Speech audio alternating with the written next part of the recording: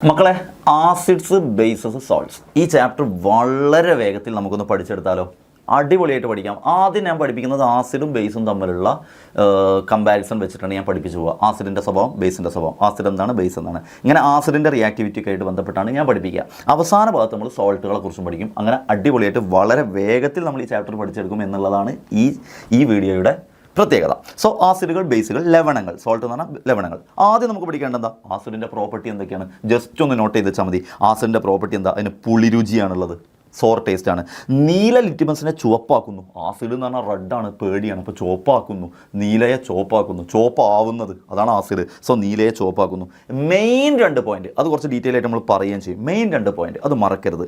നിങ്ങളുടെ ആസിഡിലേക്ക് കാർബണേറ്റ് ഇട്ടാൽ ഒരു ഡൗട്ടും വേണ്ട, അവിടെ കാർബൺ ഡൈ ഓക്സൈഡ് ഉണ്ടാവും. നിങ്ങളുടെ ആസിഡും ഏതെങ്കിലും ഒരു കാർബണേറ്റും തമ്മിൽ റിയാക്ട് ചെയ്താൽ കാർബൺ ഡൈ ഓക്സൈഡ് പുറത്തു വരും. കാർബണേറ്റ് നിന്ന് കാർബൺ ഡൈ ഓക്സൈഡ് പുറത്തൊക്കെ ഈസി ആണല്ലോ. ഏതൊരു കാർബണേറ്റിലേക്കും നിങ്ങൾ ആസിഡ് ചേർത്താൽ കാർബൺ ഡൈ ഓക്സൈഡ് പുറത്തു വരും. ഓക്കെ, അടുത്തൊരു പോയിന്റ്, ഏതൊരു ആസിഡിലേക്കും ഹൈലി റിയാക്റ്റീവായൊരു മെറ്റൽ ഇട്ടാൽ അത് സിങ്ക് ആയിക്കോട്ടെ, മെഗ്നീഷ്യം ആയിക്കോട്ടെ, അങ്ങനത്തെ ഏതെങ്കിലും ഒരു മെറ്റൽ ഇട്ടാൽ ആ ആസിഡിൽ നിന്ന് ഹൈഡ്രജൻ ഗ്യാസ് പുറത്തു വരും. ഇതൊന്ന് അടിപൊളിയായിട്ട് പഠിച്ചു വെച്ചേ. ആസിഡിൻ്റെ സ്വഭാവത്തിൽ മെയിനായിട്ട് ആസിഡിലേക്ക് കാർബണേറ്റ് ചേർത്താൽ കാർബൺ ഡൈ ഓക്സൈഡ് പുറത്തു വരും. ആസിഡിലേക്ക് മെറ്റൽ ഇട്ടാൽ അവിടുന്ന് ഹൈഡ്രജൻ ഗ്യാസും പുറത്തു വരും. ആസിഡിൽ നിന്ന് ഹൈഡ്രജൻ ഗ്യാസ് പുറത്തു വരുന്നത് അപ്പോൾ മെറ്റലുമായിട്ട് റിയാക്ട് ചെയ്യുമ്പോൾ. ആസിഡിൽ നിന്ന് കാർബൺ ഡൈ ഓക്സൈഡ്, ആസിഡും ആരുമായിട്ട് റിയാക്ട് ചെയ്യുമ്പോഴാണ് കാർബൺ ഡൈ ഓക്സൈഡ് പുറത്തു വരിക, കാർബണേറ്റുമായിട്ട് റിയാക്ട് ചെയ്യുമ്പോൾ. അത് മനസ്സിലായല്ലോ? അപ്പോൾ ആസിഡിൻ്റെ സ്വഭാവം മനസ്സിലായല്ലോ. ദെൻ നമ്മൾ വേഗം ബേസിൻ്റെ സ്വഭാവത്തിലേക്ക് പോകുന്നു. നേരെ ഓപ്പോസിറ്റ് ആയിട്ട് നമുക്ക് പറയാൻ പറ്റും. ആസിഡിന് പുളിരുചിയാണെങ്കിൽ ബേസിന് ഒരു കയ്പ് രുചിയാണുള്ളത്. ഒന്ന്. രണ്ടാമത്തത്, ബേസ് ചുവപ്പിനെ നീലയാക്കുകയാണ് ചെയ്യുക. ബേസിൻ്റെ ഫസ്റ്റ് ലെറ്റർ എന്താ? ബി. ബേസിൻ്റെ ഫസ്റ്റ് ലെറ്റർ എന്താ? ബി. ബി എന്ന് പറഞ്ഞാൽ എന്താ? ബ്ലൂ. ബീൻ്റെ ഫുൾ ഫോം ബി. അപ്പോൾ ബേസിൻ്റെ ഫസ്റ്റ് ലെറ്റർ ആലോചിച്ചാൽ മതി. അപ്പോൾ ബ്ലൂ ആക്കുന്നു. അപ്പോൾ റെഡിനെ ബ്ലൂ ആക്കുന്നതാണ് ബേസ്. മൂന്നാമത്തത്, നമുക്ക് അതിനെ തൊടുമ്പം, അതിനെ ടച്ച് ചെയ്യുമ്പം അതിനെ വഴുവഴുപ്പായിട്ട് ഇങ്ങനെ വഴുക്കി പോകുന്നത് പോലെ നമുക്ക് തോന്നും. ബേസ് എന്ന് പറഞ്ഞൊരു വഴുക്കി പോകുന്ന പോലെ തോന്നും. അതായത് സ്ലിപ്പറി ടു ടച്ച് ആണുള്ളത്. ഓക്കെ, അത് ക്ലിയർ ആണല്ലോ. അടുത്തത്, ആരെയാണ് നമ്മൾ ആസിഡ് എന്ന് വിളിക്കുന്നത് എന്നുള്ളത് മെയിൻ ഒരു പോയിൻ്റാണ്. ഇതാദ്യം ഞാൻ പറഞ്ഞു തന്നു. അതായത് ആസിഡ് മെറ്റലായിട്ട് റിയാക്ട് ചെയ്യുമ്പോൾ ഹൈഡ്രജൻ ഗ്യാസ് പുറത്തു വിടും. ഓക്കെ, അത് ഞാൻ പറഞ്ഞു തന്നു. കാർബണേറ്റുമായിട്ട് റിയാക്ട് ചെയ്താൽ കാർബൺ ഡൈ ഓക്സൈഡും പുറത്തു വിടും. അതും ഞാൻ പറഞ്ഞു തന്നു. ഏറ്റവും ഇമ്പോർട്ടൻറ്റ്, ഒരാളെ നിങ്ങൾ ആസിഡ് എന്ന് വിളിക്കുന്നത് അയാൾ വെള്ളത്തിലേക്കിടുമ്പോൾ, അഥവാ അക്വസ് സൊല്യൂഷനിൽ വെള്ളത്തിലേക്കിടുമ്പോൾ H+ തരുന്നവരാണ് ആസിഡുകൾ. വെള്ളത്തിലേക്കിട്ടപ്പം ആ വെള്ളത്തിൽ H+ അളവ് കൂട്ടുക. H+ എന്ന് പറഞ്ഞാൽ ഹൈഡ്രജൻ അയോണുകളുടെ അളവ് വെള്ളത്തിലിട്ടോ. നിങ്ങൾ ആസിഡിനെ വെള്ളത്തിലങ്ങ് ചേർത്തപ്പം ആ വെള്ളത്തിൽ H+ അളവ് ഒന്നായിട്ട് അങ്ങ് കൂടിയെങ്കിൽ ആ നിങ്ങൾ ഇട്ട സാധനം ആസിഡാണ്. ഫോർ എക്സാമ്പിൾ HCl എടുത്തിട്ട് നിങ്ങൾ വെള്ളത്തിലിട്ടു, HCl H2O ഇട്ടു. അപ്പോൾ H2O ഓൾറെഡി H+ ഉണ്ട്, അതിലേക്ക് HCl കൂടെ വന്നപ്പോൾ ഒരുപാട് H+ ആയി. ആ വെള്ളത്തിൽ ഇഷ്ടംപോലെ H+ ആയി. അപ്പോൾ നിങ്ങളിട്ട HCl എന്ന് പറയുന്ന ആളെന്താണ്? ആസിഡാണ്. സോ വെള്ളത്തിൽ ഹൈഡ്രജൻ അയോണുകളാണ് ആസിഡുകളുടെ പൊതുവായ ഗുണങ്ങൾക്ക് അടിസ്ഥാനം. ജലീയ ലായനിയിൽ അഥവാ അക്വസ് സൊല്യൂഷനിൽ ഹൈഡ്രജൻ അയോണുകളുടെ ഗാഢത വർദ്ധിപ്പിക്കാൻ കഴിയുന്ന പദാർത്ഥങ്ങളാണ് ആസിഡുകൾ. ഹൈഡ്രജൻ അയോണുകളുടെ H+ അളവ് കൂട്ടുന്ന ആളുകളാണ് ആസിഡുകൾ. അപ്പോൾ എൻ്റെ ചോദ്യം, അപ്പോൾ ഈ H+ ആണെങ്കിൽ വെള്ളവുമായിട്ട് കൂടി ചേർന്ന് H3O+ ഉണ്ടാവും. അതിൻ്റെ പേര് ഹൈഡ്രോണിയം അയോൺ എന്ന്. അത് മറക്കണ്ട. ഒന്നെങ്കിൽ H+ അയോൺ അല്ലെങ്കിൽ H3O+ അയോൺ. H3O+ എന്ന് പറഞ്ഞാൽ ഹൈഡ്രോണിയം അയോൺ. H2O ആയിട്ട് H+ കൂടി ചേർന്നാൽ H3O+ ഉണ്ടാവും. അപ്പോൾ ഒന്നെങ്കിൽ ഹൈഡ്രജൻ അയോൺ അല്ലെങ്കിൽ ഹൈഡ്രോണിയം അയോൺ ഉണ്ടാവും. ഇത് ആസിഡാണ്. അങ്ങനെയാണെങ്കിൽ ബേസ് എന്തായിരിക്കും? വെള്ളത്തിലിടുമ്പോൾ H+ അളവ് കൂട്ടിയയാൾ ആസിഡാണെങ്കിൽ വെള്ളത്തിലിടുമ്പോൾ OH- അളവ്. OH- പേരെന്താ അറിയോ? നേരെ തിരിച്ചു വായിച്ചാൽ മതി. ഹോ എന്നല്ല, Hൻ്റെ പേര് ഹൈഡ്ര്, Oൻ്റെ പേര് ഓക്സിജൻ. ഹൈഡ്രോക്സൈഡ്. ഹോ എന്നൊന്നും വായിക്കരുത്, ഹൈഡ്ര് ഓക്സൈഡ്. സോ വെള്ളത്തിലിടുമ്പോൾ ജലീയ ലായനിയിൽ അക്വസ് സൊല്യൂഷനിൽ ഹൈഡ്രോക്സൈഡ് അയോണുകളുടെ അളവ് കൂട്ടുന്നയാളാണ് ബേസുകൾ. അപ്പോൾ ആസിഡ് എന്താ, ബേസ് എന്താ, കാര്യങ്ങളും പഠിച്ചു. ദെൻ വളരെ അടിപൊളിയായിട്ടൊരു കാര്യം പറയാനുള്ളത്, നിങ്ങളുടെ കയ്യിൽ ഇവിടെ 3 ആസിഡുകൾ ഞാൻ തന്നിട്ടുണ്ട്. 3 ആസിഡുകൾ തന്നിരിക്കും. 4 ആസിഡുകൾ തന്നിട്ടുണ്ട്. ഓക്കെ, 3-4 ആസിഡുകൾ തന്നിട്ടുണ്ട്. ഇതിൽ ഒന്നാമത്തെ ആൾ HCl ആണ്. ഇതെങ്ങനെയാണ് ബ്രേക്ക് ആവുക? എക്സാമിന് ചോദിക്കും. H2SO4 എങ്ങനെയാണ് വെള്ളത്തിലിട്ടാൽ ബ്രേക്ക് ആവുക? H2CO3 എങ്ങനെയാണ് വെള്ളത്തിലിട്ടാൽ ബ്രേക്ക് ആവുക? H3PO4 എങ്ങനെയാണ് വെള്ളത്തിലിട്ടാൽ ബ്രേക്ക് ആവുക? സിമ്പിൾ ആൻഡ് ഹമ്പിളായിട്ട് നമുക്ക് ആൻസർ എഴുതാൻ പറ്റും. വെള്ളത്തിലിട്ടാൽ ഇയാൾ ബ്രേക്ക് ആവുന്നത് എങ്ങനെ? അടിപൊളിയായിട്ട് എഴുതാൻ പറ്റും. HCl എത്ര H ഉണ്ട്? 1 H, അപ്പോൾ 1 H+. H2SO4 എത്ര H ഉണ്ട്? 2 H, അപ്പോൾ 2 H+. H2CO3 എത്ര H+ ഉണ്ട്? 2H+. അപ്പോൾ 2H+. H3PO4 എത്ര H ഉണ്ട്? 3H. അപ്പോൾ 3H+. അപ്പം നിങ്ങൾ വെള്ളത്തിലേക്ക് വരട്ട് കഴിഞ്ഞാൽ HCl ഇട്ടാൽ 1H+, H2SO4 ഇട്ടാൽ 2H+, ഇങ്ങനെ കിട്ടും. അതിൻ്റെ കൂടെ കിട്ടുന്നതാര്? ഇതിൻ്റെ കൂടെ കിട്ടുന്നതാര്? Very simple. H+ കഴിഞ്ഞാൽ അവിടെ ബാക്കിയുള്ളതാരാ? Cl-. ഓക്കെ, കിട്ടി. H2 2H+ കഴിഞ്ഞാൽ അവിടെ ബാക്കിയുള്ളതാരാ? SO4-. അപ്പോൾ SO4 2- കൊടുക്കണം. അതെങ്ങനെയാണ് മനസ്സിലാവുന്നത് സാർ? ട്രിക്ക് പറഞ്ഞിട്ട് വെരി സിമ്പിൾ. ഇവിടെ എത്ര H+ ഉണ്ട്? 2H+ ഉണ്ട്. അപ്പോൾ SO4 2-. SO4ൻ്റെ ചാർജ് 2-. ആ 2 നോക്കുക, 2-. അപ്പോൾ അങ്ങനെയാണ് ഇവിടെ എന്തായിരിക്കും? 2H+ അല്ലേ ഇവിടെ? അപ്പോൾ CO3 2- അഗെയിൻ. ഇവിടെ എത്രയാണോ നോക്കുക അത് ചാർജ് ആയി കൊടുക്കുക. അപ്പോൾ 3H+ ആണെങ്കിലോ PO4 3-. Simple and humble. നോക്കടാ, ഇവിടെ 1H+, അപ്പോൾ 1-. ഇവിടെ 2H+, അപ്പോൾ 2-. ഇവിടെ 2H+, അപ്പോൾ 2-. ഇവിടെ 3H+, അപ്പോൾ 3-. അപ്പോൾ ആസിഡ് എങ്ങനെ ബ്രേക്ക് ആവുക എന്നുള്ള ഐഡിയയും കിട്ടിയല്ലോ മക്കളെ. സെറ്റ്. ദെൻ ഏറ്റവും ഇമ്പോർട്ടൻ്റ് ആയിട്ട് നിങ്ങൾ അടിപൊളിയായിട്ട് ശ്രദ്ധിക്കേണ്ട ഒരു പോയിൻ്റാണ് ഞാൻ ഇനി പറയുന്നത്. ശ്രദ്ധിച്ച് അടിപൊളിയാക്കി മനസ്സിലാക്കിക്കോ. അതായത് നിങ്ങളുടെ നോൺ മെറ്റലാണ് ഒന്ന് കാർബൺ, ഒന്ന് നൈട്രജൻ, ഒന്ന് ഫോസ്ഫറസ്, ഒന്ന് സൾഫർ. 4 ആളുകൾ ഇവിടെ തന്നിട്ടുണ്ട്. Carbon, nitrogen, phosphorus, sulphur. ആരും ആയിക്കോട്ടെ. ഈ കാർബണിൻ്റെ കൂടെ ഓക്സിജൻ ചേർന്നാൽ ഉണ്ടാകുന്ന കോമ്പൗണ്ടാണ് കാർബൺ ഡൈ ഓക്സൈഡ്. നൈട്രജൻ്റെ കൂടെ ഉണ്ടായാൽ NO2. ഫോസ്ഫറസിൻ്റെ കൂടെ ഉണ്ടായാൽ P2O5. P2O5. സൾഫറിൻ്റെ കൂടെ ഉണ്ടായാൽ SO3. എനിവേ, കാർബണിൻ്റെ കൂടെ CO2, നൈട്രജൻ്റെ കൂടെ NO2, ഫോസ്ഫറസിൻ്റെ കൂടെ P2O5, സൾഫറിൻ്റെ കൂടെ SO3. ഇവരെല്ലാവരും ഇതൊക്കെ നോൺ മെറ്റൽസാണ്. നോൺ മെറ്റൽസിൻ്റെ കൂടെ ഉണ്ടായ ഓക്സൈഡുകളെല്ലാം ബേസിക് നേച്ചർ ആയിരിക്കും. ഇവർക്കെല്ലാം ബേസിക് നേച്ചർ ആയിരിക്കും. അത് ഓർത്ത് വെക്കാൻ ഞാനൊരു ഐഡിയ പറഞ്ഞുതരാം. നിങ്ങൾ മൊബൈലിൽ നിന്ന് ഓർത്ത് വെക്കുക. മൊബൈലത്തെ ഫസ്റ്റ് ലെറ്റേഴ്സ് MOB. ഇതിൻ്റെ ഫുൾ എന്താ വെച്ചാൽ മെറ്റലിൻ്റെ കൂടെയുള്ള ഓക്സൈഡുകളെല്ലാം ബേസിക് ആയിരിക്കും. മൊബൈൽ. മെറ്റലിൻ്റെ ഓക്സൈഡുകളെല്ലാം ബേസിക് ആയിരിക്കും. അങ്ങനെയാണെങ്കിൽ നോൺ മെറ്റലിൻ്റെ സോറി ഇവിടെ അസിഡിക്കുന്നതാണേ, ഞാൻ പറഞ്ഞത് തെറ്റിയേ. ഇവിടെ അസിഡിക്കുന്നതാണ്. ഓക്കെ, ഇവിടെ അസിഡിക്കാണ്. നോൺ മെറ്റലിൻ്റെ കൂടെയുള്ള ഓക്സൈഡുകളെല്ലാം അസിഡിക് ആയിരിക്കും. മെറ്റലിൻ്റെ കൂടെയുള്ള ഓക്സൈഡുകളെല്ലാം ബേസിക് ആയിരിക്കും. ഇവിടെ ഇപ്പോൾ ഞാൻ പറഞ്ഞത് നോൺ മെറ്റലാണ്. കാർബൺ നോൺ മെറ്റലാണ്, അലോഹം. നൈട്രജൻ അലോഹമാണ്, ഫോസ്ഫറസ് അലോഹമാണ്, സൾഫർ അലോഹമാണ്. അലോഹങ്ങളുടെ കൂടെ അഥവാ നോൺ മെറ്റലിൻ്റെ കൂടെ ഉണ്ടായ ഓക്സൈഡുകളെല്ലാം അസിഡിക്കാണ്. എന്നാൽ മെറ്റലിൻ്റെ കൂടെ ഉണ്ടായ ഓക്സൈഡുകളെല്ലാം ബേസിക്കാണ്. മെറ്റലിൻ്റെ, അതിനാണ് മൊബൈൽ എന്ന് ഓർക്കാൻ പറഞ്ഞത്. മെറ്റലിൻ്റെ കൂടെ ഉണ്ടായ ഓക്സൈഡുകളെല്ലാം ബേസിക്കാണ്. അത് ഞാൻ പറഞ്ഞൊരു എക്സാമ്പിൾ പറയാം. എനിവേ, CO2 ഒരു നോൺ മെറ്റലിൻ്റെ ഓക്സൈഡാണ്, NO2. അപ്പോൾ ഇവരുടെ കൂടെ ഇവരുടെ സ്വഭാവം, ഇയാളുടെ സ്വഭാവം, CO2ൻ്റെ സ്വഭാവം എന്താ? NO2ൻ്റെ സ്വഭാവം എന്താ? P2O5ൻ്റെ സ്വഭാവം എന്താ? SO3ൻ്റെ സ്വഭാവം എന്താ? അസിഡിക്കാണ്. അത് അങ്ങനെ പറയാൻ കാരണം ഇവരെല്ലാം വെള്ളത്തിലിട്ട് അങ്ങ് ആസിഡ് കിട്ടും. നോൺ മെറ്റലുകളുടെ ഓക്സൈഡുകളെ വെള്ളത്തിലിട്ടാൽ നിങ്ങൾക്ക് ആസിഡ് കിട്ടും. അപ്പോൾ നോൺ മെറ്റലുകളുടെ ഓക്സൈഡുകളൊക്കെ അസിഡിക്കാണ്. എന്നാൽ മെറ്റൽ ഓക്സൈഡുകളെ വെള്ളത്തിലിട്ടാൽ നിങ്ങൾക്ക് ബേസ് കിട്ടും. അപ്പോൾ അത് ബേസിക് ഓക്സൈഡാണ്. 2 എക്സാമ്പിൾ മാത്രം ഞാൻ പറഞ്ഞുതരാം. 2 എക്സാമ്പിൾ. ഒന്ന് നോക്കിയേ, കാർബൺ ഡൈ ഓക്സൈഡിനെ വെള്ളത്തിലിട്ടപ്പോൾ, വെരി സിമ്പിൾ, കാർബൺ ഡൈ ഓക്സൈഡിനെ വെള്ളത്തിലിട്ടപ്പോൾ ധാരാ H2, ധാരാ C.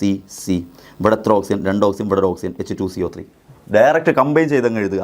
H2C, ഇവിടെ 2, ഇവിടെ ഒരു ഓക്സിജൻ 3, H2CO3. സോ കാർബൺ ഡൈ ഓക്സൈഡിനെ വെള്ളത്തിലിട്ടപ്പോൾ H2CO3 എന്ന് പറഞ്ഞാൽ ആസിഡ് കിട്ടി. Simple and humble. കാർബൺ ഡൈ ഓക്സൈഡിനെ വെള്ളത്തിലിട്ടപ്പോൾ H2CO3 എന്ന് പറഞ്ഞാൽ ആസിഡ് അങ്ങ് കിട്ടി. സോ അവരാണ് അസിഡിക് പ്രോപ്പർട്ടി കാണിക്കുന്നവർ. അങ്ങനെയാണ് ഞാൻ അതിൻ്റെ കൂടെ പറഞ്ഞത് എന്താ? മെറ്റൽ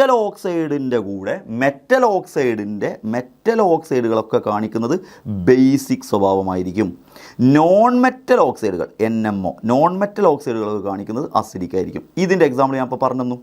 ഇതിൻ്റെ എക്സാമ്പിൾ ആരാ? CO2 അതിന് എക്സാമ്പിളാണ്, SO3 അതിന് എക്സാമ്പിളാണ്, NO2 അതിന് എക്സാമ്പിളാണ്. എങ്കിൽ മെറ്റലിൻ്റെ ഓക്സൈഡ് ആരങ്ങൾക്ക് അറിയുന്ന മെറ്റലെന്ന് പറഞ്ഞാൽ കാൽഷ്യത്തിൻ്റെ ഓക്സൈഡ് CaO, അത് ബേസിക്കാണ്. മഗ്നീഷ്യത്തിൻ്റെ ഓക്സൈഡ് അത് ബേസിക്കാണ്. സോ കാൽഷ്യത്തിൻ്റെ ഓക്സൈഡും മഗ്നീഷ്യത്തിൻ്റെ ഓക്സൈഡൊക്കെ ബേസിക്കാണ്. എക്സാമ്പിൾ എങ്ങനെയാണ് സാറേ? Very simple. എക്സാമ്പിൾ എങ്ങനെയാണ് സാറേ? അതവിടെ കാൽഷ്യം ഓക്സൈഡ്, ഇതെന്താ സാ? ഇത് മെറ്റൽ ഓക്സൈഡാണ് കേട്ടോ. ഈ മെറ്റൽ ഓക്സൈഡിനെ വെള്ളത്തിലേക്ക് ഇട്ടപ്പം നമുക്ക് ബേസാണ് കിട്ടേണ്ടത്. അതുകൊണ്ടാണ് ബേസിക് എന്ന് വിളിക്കുന്നത്. CaOനെ വെള്ളത്തിലിട്ട് എന്താ കിട്ടുക? CaOH twice. അതെങ്ങനെയാണ് മനസ്സിലായത്? CaO എന്ന് പറഞ്ഞാൽ CaO. ഓക്കെ, H2 എന്ന് പറഞ്ഞാൽ HO. കഴിഞ്ഞടാ, നോക്കിയേ, ഇത് ഒന്നിച്ചങ്ങ് പറഞ്ഞു നോക്കിയേ. CaOH 2 CaOH twice. So CaO എന്ന് പറയുന്ന മെറ്റൽ ഓക്സൈഡിനെ വെള്ളത്തിലിട്ടപ്പോൾ നിങ്ങൾക്ക് ബേസ് കിട്ടി. അപ്പോൾ CaO എന്ന് പറഞ്ഞാൽ ബേസിക് ഓക്സൈഡ്. അപ്പോൾ ഒന്നും കൂടി, നോൺ മെറ്റലിൻ്റെ ഓക്സൈഡുകളെല്ലാം അസിഡിക്കാണ്, മെറ്റലിൻ്റെ ഓക്സൈഡുകളെല്ലാം ബേസിക്കാണ്. റെഡി? ഇനി നിങ്ങൾക്ക് ചില പദാർത്ഥങ്ങളുണ്ട്, അതിലുള്ള ആസിഡുകൾ നോട്ട് ചെയ്ത് വെക്കണേ. ലെമൺ ജ്യൂസിൽ സിട്രിക് ആസിഡ്, യോഗേർട്ടിൽ ബട്ടർ മിൽക്കിലൊക്കെ ലാക്റ്റിക് ആസിഡ്, അഥവാ പാലിൻ്റെ സാധനത്തിലൊക്കെ ലാക്റ്റിക് ആസിഡ്, ടാമറിൻഡിൽ ടാർട്ടാറിക്, വിനെഗറിൽ അസറ്റിക് ആസിഡ്. റെഡി, അതും മനസ്സിലാക്കുക. ദെൻ ചില കോമൺ നെയിമുകളുണ്ട്. കോസ്റ്റിക് സോഡ എന്ന് പറഞ്ഞാൽ ശരിക്കും സോഡിയം ഹൈഡ്രോക്സൈഡാണ്. നിങ്ങൾ ഇത്ര മനസ്സിലാക്കിയാൽ മതി. നമ്മളിവിടെ എഴുതുന്നതിലൊക്കെ ഹൈഡ്രോക്സൈഡുകളുണ്ട്. So caustic soda hydroxide, milk of lime hydroxide, caustic potash hydroxide. പിന്നെ എങ്ങനെയാണ് മനസ്സിലാക്കുക? കോസ്റ്റിക് സോഡ എന്നല്ലേ പറഞ്ഞത്, സോഡ, അപ്പോൾ sodium hydroxide. Milk of lime എന്നല്ലേ പറഞ്ഞത്, ലൈം എന്ന് പറഞ്ഞാൽ കാൽഷ്യത്തിൻ്റെ പേരാണ്, ലൈം, അപ്പോൾ കാൽഷ്യം ഹൈഡ്രോക്സൈഡ്. കോസ്റ്റിക് പൊട്ടാഷ് എന്നല്ലേ പറഞ്ഞത്, അപ്പോൾ പൊട്ടാഷ് ഹൈഡ്രോക്സൈഡ്. കഴിഞ്ഞു. സോ ഈ മൂന്നാളുകളിലും ഹൈഡ്രോക്സൈഡ് ഉണ്ട്. സോഡയാണെങ്കിൽ സോഡിയം ഹൈഡ്രോക്സൈഡ്, ലൈം ആണെങ്കിൽ കാൽഷ്യം ഹൈഡ്രോക്സൈഡ്, പൊട്ടാഷ്യം ആണെങ്കിൽ പൊട്ടാഷ്യം ഹൈഡ്രോക്സൈഡ്. ദെൻ സോഡിയം ഹൈഡ്രോക്സൈഡിൻ്റെ ഫോമുല NaOH, പൊട്ടാഷ്യം ഹൈഡ്രോക്സൈഡിൻ്റെ ഫോമുല KOH, കാൽഷ്യം ഹൈഡ്രോക്സൈഡിൻ്റെ ഫോമുല CaOH2. അത് മാത്രം OH2 ആണ്. അതിൻ്റെ കാരണം കാൽഷ്യം എന്ന് പറയുമ്പോൾ കാൽഷ്യം, കാല് നാലേക്ക്, കാല് എത്ര എണ്ണം ഉണ്ട്? 2 എണ്ണം. അപ്പോൾ കാൽഷ്യത്തിൻ്റെ കൂടെ വരുന്നവരൊക്കെ 2 എണ്ണം ആയിരിക്കും. കാല് 2 എണ്ണം, നമുക്ക് എല്ലാവർക്കും കാല് 2 എണ്ണം, അപ്പോൾ OH 2 എണ്ണം, അപ്പോൾ കാല് 2 എണ്ണം, OH 2 എണ്ണം. ഓക്കെ, അങ്ങനെയൊക്കെ മനസ്സിലാക്കുക. റെഡി. ദെൻ ആസിഡും ബേസും തമ്മിൽ റിയാക്ട് ചെയ്താൽ നമുക്ക് കിട്ടുന്ന ആ റിയാക്ഷനെ വിളിക്കുന്ന പേരാണ് ന്യൂട്രലൈസേഷൻ റിയാക്ഷൻ. ആസിഡും ബേസും തമ്മിൽ റിയാക്ട് ചെയ്യുമ്പം ആസിഡിൻ്റെ സ്വഭാവവും കുറയും, ബേസിൻ്റെ സ്വഭാവം കുറയും, ന്യൂട്രൽ സ്വഭാവമാകും. അഥവാ അതിനെ വിളിക്കുന്ന പേരാണ് നിർവീരീകരണ പ്രവർത്തനം അഥവാ ന്യൂട്രലൈസേഷൻ റിയാക്ഷൻ. ഒരു എക്സാമ്പിൾ പറഞ്ഞുതരുമോ സാറേ? എത്ര എക്സാമ്പിൾ നിങ്ങൾക്ക് പറഞ്ഞുതരാം. ഒരു ബേസായ NaOH ഉം ഒരു ആസിഡായ HCl തമ്മിൽ റിയാക്ട് ചെയ്തപ്പം എന്ത് സംഭവിച്ചു? NaOH എന്നെയും HCl Cലും അറ്റത്തുള്ളവർ ഒന്നിക്കട്ടെ. NaOH Na അറ്റത്തുള്ളതാണ്, HCl Cl അങ്ങേ അറ്റത്താണ്, അവരൊന്നിക്കട്ടെ. NaCl ഒരു സോൾട്ട് ഉണ്ടായി. ഇതൊരു സോൾട്ടാണ്. അപ്പോൾ ആസിഡും ബേസും ചേർന്നാൽ സോൾട്ടും ഉണ്ടാവും. പിന്നെ ആരാണ്ടാവുക? NaOHൽ OH ഉണ്ട്, HCl H ഉണ്ട്, അത് രണ്ടും കൂടി ചേർന്ന് H2 ഉണ്ടാവും. അങ്ങനെ ആസിഡും ബേസും തമ്മിൽ ചേർന്ന് കഴിഞ്ഞാൽ നിങ്ങൾക്ക് സോൾട്ടും വാട്ടറും കിട്ടിയില്ലേ? സോൾട്ടും വാട്ടറും ഉണ്ടാകുന്ന ഈ പ്രോസസ്സിനെ വിളിക്കുന്ന പേരാണടാ ന്യൂട്രലൈസേഷൻ റിയാക്ഷൻ, നിർവീരീകരണ പ്രവർത്തനം. Okay, ready. ഇനി നിങ്ങൾക്ക് പറയാനുള്ളത്, നിങ്ങൾക്കൊരു ആസിഡ് തരും. ആ ആസിഡിനെ നിങ്ങൾ ബ്രേക്ക് ചെയ്ത് എഴുതണം. അയ്യോ, അത് കുറച്ച് പണിയല്ലേ സർ? ഒരു പണിയില്ലടാ, നിങ്ങൾ സിമ്പിളായിട്ട് ഇങ്ങോട്ട് നോക്ക്. ഒരു പണിയില്ല, വെരി സിമ്പിൾ. കാൽഷ്യം സൾഫേറ്റ്, ഇത് ബ്രേക്ക് ചെയ്താൽ എന്താ കിട്ടുക? Very simple. കാൽഷ്യം സൾഫേറ്റ് കിട്ടുമ്പോൾ നിങ്ങൾ 2 ഭാഗമാക്കി എഴുതുക. ഒരു ഭാഗത്ത് Ca എന്ന് എഴുതുക, ഒരു ഭാഗത്ത് SO4 എന്ന് എഴുതുക. കാൽഷ്യം സൾഫേറ്റിനെ ബ്രേക്ക് ആക്കിയത് എല്ലാം ഞാൻ അങ്ങനെ എഴുതട്ടെ. Al2SO4 thrice, Al2SO4 thrice, SO4 thrice. അപ്പോൾ ഒരു ഭാഗത്ത് Al എന്ന് എഴുതുക, ഒരു ഭാഗത്ത് SO4 എന്ന് എഴുതുക. ഓക്കെ. Na2SO4. ഓക്കെ, അപ്പോൾ ഒരു ഭാഗത്ത് Na എന്ന് എഴുതുക, ഒരു ഭാഗത്ത് SO4 എന്ന്. എല്ലാം SO4 അല്ലേ? അപ്പോൾ ഒരു ഭാഗത്ത് Na എഴുതുക, ഒരു ഭാഗത്ത് SO4. ഇനി പറയാനുള്ള ട്രിക്ക് കാൽഷ്യം സൾഫേറ്റ് ബ്രേക്ക് ചെയ്തപ്പോൾ കാലിൻ്റെ ചാർജ് എത്രയാണ്? 2 അല്ലേ? അപ്പോൾ കാൽഷ്യത്തിൻ്റെ ചാർജ് 2+. കാല് 2 എണ്ണം അല്ലേ? അപ്പോൾ കാൽഷ്യത്തിൻ്റെ ചാർജ് 2+. അപ്പോൾ സ്വാഭാവികമായിട്ട് SO4 2-. SO4നെ എപ്പോഴും 2- മറക്കണ്ട. SO4 2-. അലൂമിനിയത്തിൻ്റെ ചാർജ് എത്രയാണ്? Very simple. അലൂമിനിയത്തിൻ്റെ ചാർജ് കിട്ടാൻ വെരി സിമ്പിൾ. അലൂമിനിയത്തിൻ്റെ ഫസ്റ്റ് ലെറ്റർ A അല്ലേ? Aക്ക് 1 കാല്, 2 കാല്, പിന്നെ നടുവിൽ 1 കാല്, 3 കാല്. അപ്പോൾ അലൂമിനിയത്തിൻ്റെ ചാർജ് 3+. കാൽഷ്യത്തിന് 2 കാല്, 2 കാല്. അലൂമിനിയത്തിന് A എന്ന് എഴുതാൻ 3 വരെയാണ് ഉപയോഗിക്കുക, 3+. അപ്പോൾ SO4 3- അല്ല, SO4 always 2-. Then Na2SO4, NAൻ്റെ charge എപ്പോഴും പ്ലസ്സാണ്. Na+ മറക്കരുത്.